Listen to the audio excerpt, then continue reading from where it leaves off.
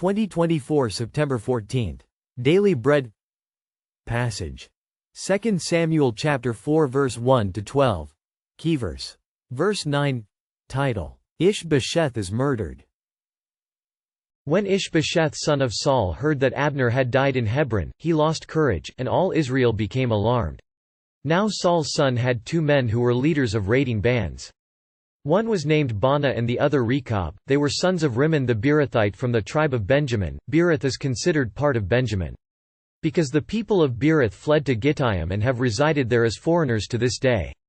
Jonathan son of Saul had a son who was lame in both feet. He was 5 years old when the news about Saul and Jonathan came from Jezreel. His nurse picked him up and fled, but as she hurried to leave, he fell and became disabled. His name was Mephibosheth. Now Rechab and Baanah, the sons of Rimmon the Beerothite, set out for the house of Ish-Bosheth, and they arrived there in the heat of the day while he was taking his noonday rest. They went into the inner part of the house as if to get some wheat, and they stabbed him in the stomach. Then Rechab and his brother Baanah slipped away. They had gone into the house while he was lying on the bed in his bedroom. After they stabbed and killed him, they cut off his head.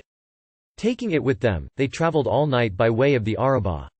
They brought the head of Ish-Bosheth to David at Hebron and said to the king, "Here is the head of Ish-Bosheth son of Saul, your enemy, who tried to kill you.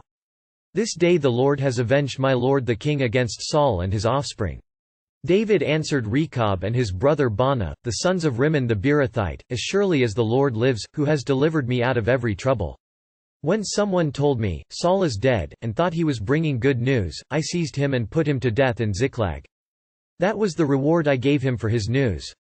How much more, when wicked men have killed an innocent man in his own house and on his own bed, should I not now demand his blood from your hand and rid the earth of you?" So David gave an order to his men, and they killed them. They cut off their hands and feet and hung the bodies by the pool in Hebron. But they took the head of Ish-Bosheth and buried it in Abner's tomb at Hebron. After Abner died, Ish-Bosheth became afraid and shrank back. No longer would he be any kind of threat to King David or the nation of Judah. Ish-Bosheth happened to have two men working for him who were leaders of raiding bands. They had been loyal to Ish-Bosheth when it suited them. But as he weakened, they decided to throw their lot in with King David.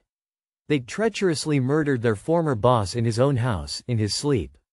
They cut off Ish-Bosheth's head and brought it to King David, thinking they would be rewarded. They were wrong about what they would get.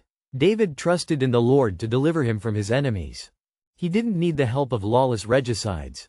Just as David had the man who claimed to have killed Saul executed, he also had these two men, who had killed Saul's son, executed. He had their hands and feet cut off and hung the bodies in a public place as a warning to others. Then he took Ish-Bosheth's head and gave it an honorable burial in Abner's tomb. David was a true shepherd king who sought the Lord in all situations. Prayer. Father, give us wisdom that we may seek your righteousness and your justice amid a sinful world. One word. The Lord will deliver us out of every trouble.